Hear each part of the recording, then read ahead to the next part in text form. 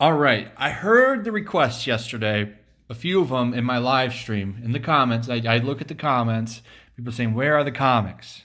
All right, I do have a small little audience that enjoys the comic reviews. Usually, at least every comic video will get 1,000 views. And I think that that's a good audience to keep happy. And I try to get as many as I can up, but the fact remains there's just not that many good comics. Some weeks are kind of barren. I only bought 4 comics this week. Now, I would have bought that Joker by Tom Carpenter, but it was sold out. I looked for it. I couldn't find it. I went to 2 comic stores, didn't see it either. I would have liked to have picked that up. But I do hear it's good. I watched Zach's video and Nerdette Newsstand's video on it, and they both liked it quite a bit. So I would say check it out if you see it, but I don't think you're going to be able to find it. I think it's gone, and I don't buy digital. So, there's just not that much this week. Anyway, Amazing Spider-Man 31, and I also picked this up just to go through it. I just thought this was fun, would add to the video. Because this video will not be a positive review of Spider-Man. I don't know if Nick Spencer's just lazy or bored, but listen, dude.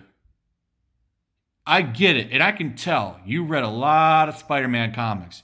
You read a lot of Spider-Man comics when you were getting ready to write your run. I could tell. There's a lot of little things that you put in your books that someone would have had to have done a lot of Spider-Man research to know. So I can tell you care.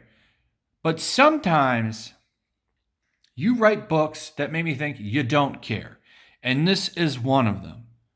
So a quick little backdrop. Spider-Man, this is an Absolute Carnage tie-in.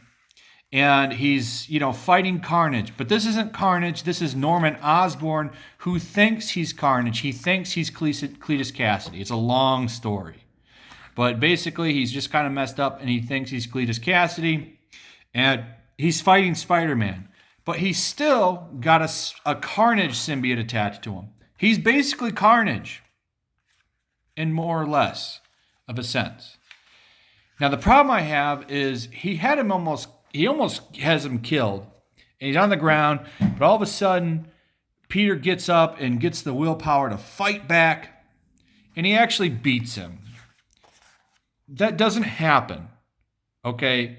When he was the Red Goblin, which wasn't that long ago, he had to get all kinds of help. And he had to get the symbiote to get off. He had to trick him to take the symbiote off to fight him. Okay, but now he's got the strength to take him down. Okay, he's never been able, as far as I can remember, maybe I'm wrong, but he's never been able to beat Carnage, or even to a lot of an extent, Eddie Brock in a one-on-one fight. Okay, the symbiote gives you a pretty big advantage. I don't care how much strength he musters up from his will. You don't take down Carnage by yourself in an enclosed area. I'm pretty sure they're fighting in a hallway. They're fighting in a hallway. There's some flashbacks to him with the symbiote because his big thing is he feels a lot of guilt for the symbiote. And that's the thing that's going on. See that there? They're fighting in a hallway. One of the easiest ways to kick Spider-Man's butt is to get him in a closed room in a small area because he can't flip around and do his acrobatic stuff. That's essentially the easiest way to whoop his ass. And you're telling me that he was able to beat Carnage. Effectively, it is Carnage because he thinks he's Cletus Cassidy in an enclosed area with no help. I don't think so. What are you doing, man? Where's the editor? What are you doing, Nick Lowe? You don't say, yeah. Whoa. This doesn't work like that. Now, I could have bought it if he had had some kind of help or something that, he used to his advantage in the room that you wrote in there as a plot device. But for him to just beat Carnage with his fists, that just bothers me because that's not possible. So this is a terrible 2 issues. And like I said, I don't know if maybe Nick Spencer just didn't want to do this or, this is in the way because I can tell it's in the way. It seems like it was shoehorned into the storyline he's telling. It really does. So if you're looking to save some money, you could pass this. I didn't care for it. This is definitely some of the weaker issues that he's written. I don't buy this. This is not canon to me. Spider-Man doesn't rip. This cover's fake news. Okay. Fake news. So I give it like a 2 out of 5, to be honest. And that's just because some of the art was pretty good. So I'll go over this too. So I've never picked up these reproduction books that they've been doing. But, I don't think I've ever read an actual Amazing Fantasy. I think the story was in an omnibus or in a collected paperback, and it was just a Spider-Man story, which, is essentially the story of him and Uncle Ben.